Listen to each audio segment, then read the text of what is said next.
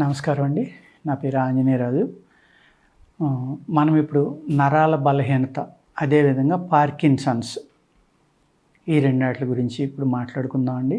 మాకు ఆల్మోస్ట్ రోజులో కనీసం ఒక 10 ఫోన్లు ఈ నరాల బలహీనత గురించి వస్తాయండి. మినిమం 10, ఒక్కొక్క రోజున 15, 20 కూడా వస్తూ ఉంటాయి. ఇది కరోనా ప్రభావం అనివ్వండి, లేకపోతే మన వాళ్ళు తినే ఆహారం కానివ్వండి, హ్యాబిట్స్ కానివ్వండి, టైమ్లీ ఫుడ్ తీసుకోకపోవడం వల్ల కానివ్వండి, అంటే లైఫ్ స్టైల్ అనేది బాగా ఉండకపోవటం వల్ల పిల్లల్లో కూడా ఈ నరాల బలహీనత అనేది వస్తుందండి. పిల్లలంటే 25 ఏళ్ళు ఫోన్ చేస్తున్నారు, 18 ఏళ్ళు ఫోన్ చేస్తున్నారు, 60 ఏళ్ళు, 40 ఏళ్ళు అందరూ కూడా. ఈ నరాల బలహీనత వల్లే పార్కిన్సన్స్ రావడానికి కూడా ఆస్కారం ఉందండి. పార్కిన్సన్స్లో అనేక రకాలు ఉన్నాయండి. మెయిన్ ఏంటంటే న్యూరో ప్రాబ్లం. ఇది అంటే నరాలలో ఉండే మార్పుల వల్ల ఇది జరుగుతుంది. ఇందులోనే బ్రెయిన్కి వచ్చేది కూడా ఉంటుందండి. బ్రెయిన్ పార్కిన్సన్స్ వచ్చిన వాళ్ళకి చాలా మతిమరుపు చాలా ఎక్కువ ఉంటుందండి. అదేవిధంగా ఓల్డ్ ఏజ్ పీపుల్కి, బాగా ఓల్డ్ అయిన వాళ్ళకి ఏమవుతుందంటే ఈ మతిమరుపు వల్ల మనం జాగ్రత్తగా వాళ్ళని చూసుకోకపోతే బయటికి వెళ్ళిపోవటం, ఎటో మారిపోవటం, ఎక్కడికో వెళ్ళిపోవడం, ఇలాంటి ప్రమాదాలు కూడా జరుగుతాయి. అందుకేంటంటే ఈ బ్రెయిన్కి వచ్చింది మతిమరుపు ఎవరికైతే ఉందో, అలాగే మర్చిపోతున్నారు, ఆనమాలు పట్టకపోవడం, ఇంట్లో వాళ్ళని పేర్లు మర్చిపోవడం, ఇంట్లో వాళ్ళని కూడా గుర్తించలేకపోవడం, ఇది ముదిరిపోతే ఇవన్నీ వస్తాయండి. ఈ నరాల బలహీనత వల్ల ఏమవుతుందంటే మీ యొక్క మగతనం కూడా తగ్గొచ్చు. లేడీస్లో అయితే వాళ్ళు ఫిజికల్గా చాలా వీక్ అయిపోతూ ఉండొచ్చు. దానివల్ల అనేక రకాలైన కాళ్ళ మంటలు కానీ, చేతుల మంటలు కానీ, లేకపోతే పెయిన్స్, ఈ న్యూరాలజీకి సంబంధించిన నొప్పులు, ఇలాగ అనేక రకాలుగా వస్తూ ఉంటాయండి. ఈ న్యూరోపతి అంటే ఆల్మోస్ట్ ఈ నరాల నొప్పుల నుంచి మనల్ని మనం కాపాడుకోవాలి.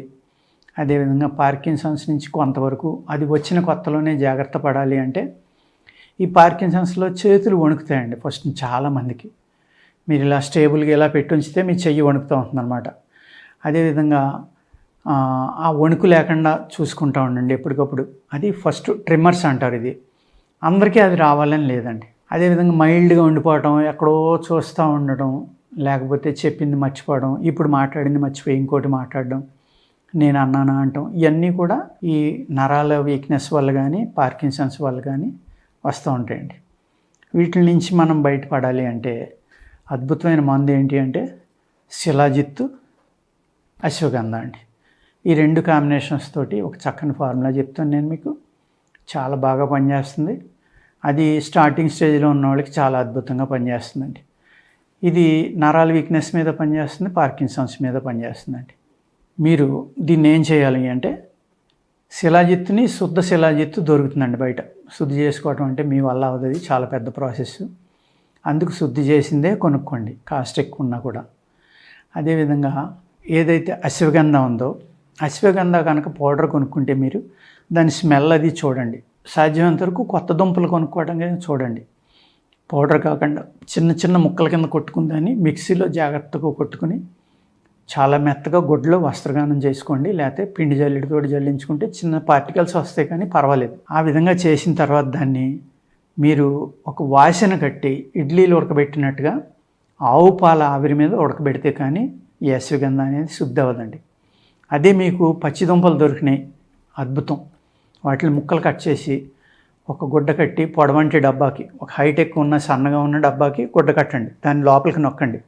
దాని నిండా ఈ దుంప ముక్కలు పోసుకుని ఒక మూకిడి బోర్లించండి. ఆ డబ్బాలో మీరు ఒకటి కలిపిన పాలు పోసుకోవాలి. అంటే ఒక 1/2 లీటర్ అయితే 1/2 లీటర్ నీళ్లు కలపండి. ఎందుకు అంటే మనకు ఆవిరి వల్లే ఇట్లా శుద్ధి జరుగుతుంది.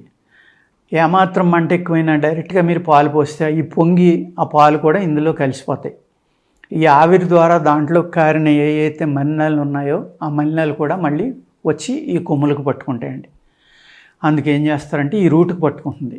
అందుకేంటంటే అశ్వగంధ దుంపల్ని చూర్ణం చేసుకుని, అదేవిధంగా పాలు జాగ్రత్తగా కాసుకుని తడి పొడిగా ఈ చూర్ణంలో కలిపేసి ఒక గట్టి పేస్ట్ లాగా చేసుకోండి. బాగా పిసుకోండి.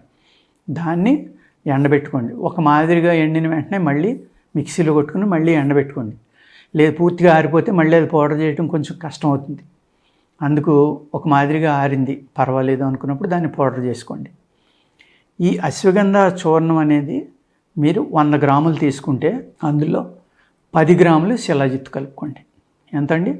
1/10 అంటే 100 గ్రాములు దాంట్లో 10 గ్రాములు శిలాజిత్ కలుపుకోండి. ఓకేనండి. కలుపుకుని దాన్ని మీరు వేడి శరీరం వాళ్ళైతే కనుక దానిమ్మకాయ రసంతో తాగండి. అర్థమైందండి? దాన్ని పాలతోటి తాగొచ్చు, దానిమ్మ రసంలో తాగొచ్చు. అర్థమైంది కదండి? అదేవిధంగా పసుపు నీళ్ళతోటి తాగొచ్చు, తేనెతోటి తీసుకోవచ్చు, కోడిగుడ్డుతోటి తీసుకోవచ్చు, మాంసరసంతో తీసుకోవచ్చు. మీకు ఏదైతే అది వీలుని బట్టి తీసుకోండి. అదే రక్తశుద్ధిగా అనుకోండి, ఇదే డోసుని మీరు ధనియాల కషాయంతో తీసుకుంటే అద్భుతంగా పనిచేస్తుందండి. ఇంకా బాగా పనిచేయాలనుకుంటే ఇందులో ఇంకొక 10 నుంచి 20 గ్రాములు రత్నపురి గుగ్గిలం, దాన్ని శుద్ధి చేసిన గుగ్గిలం కలుపుకోండి. దీన్ని వేడి నీళ్ళతోటి కానీ వేడి పాలతోటి కానీ లేకపోతే తేనె కలుపుకుని పేస్ట్గా ఒక తులం తీరినా కూడా మీకు అద్భుతమైన గుణం ఇందులో కనపడుతుందండి. తులం వరకు అక్కర్లేదండి ఎట్టి పరిస్థితులు.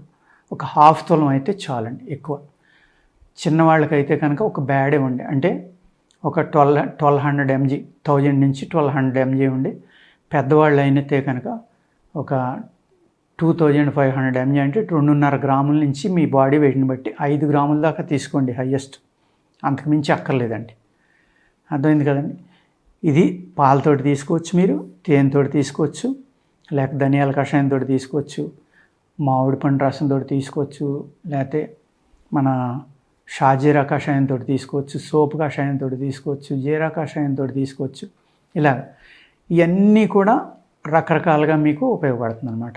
అందుకే ఏం చేస్తారంటే ఈ పార్కిన్సన్స్ ఉన్నవాళ్ళు కానీ, లేకపోతే బలం కావాలి, మనిషి బలంగా ఉండాలి, శక్తివంతంగా ఉండాలి, ఇమ్యూనిటీ పెంచుకోవాలనుకుంటే ఒక అద్భుతమైన ఫార్ములా అండి ఇది.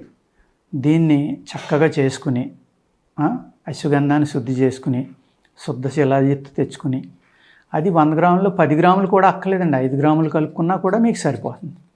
మంచి డోసు తీసుకోవాలి శిలాజిత్ అనుకున్న వాళ్ళు 10 గ్రాములు కలుపుకోండి. ఈ విధంగా కనుక తీసుకుంటే డైరెక్ట్గా శిలాజిత్ తీసుకునే బదులు దీన్ని ఈ విధంగా తీసుకుంటే మీకు అద్భుతంగా ఉపయోగపడుతుందండి. అర్థమైంది కదండి? నమస్కారం అండి.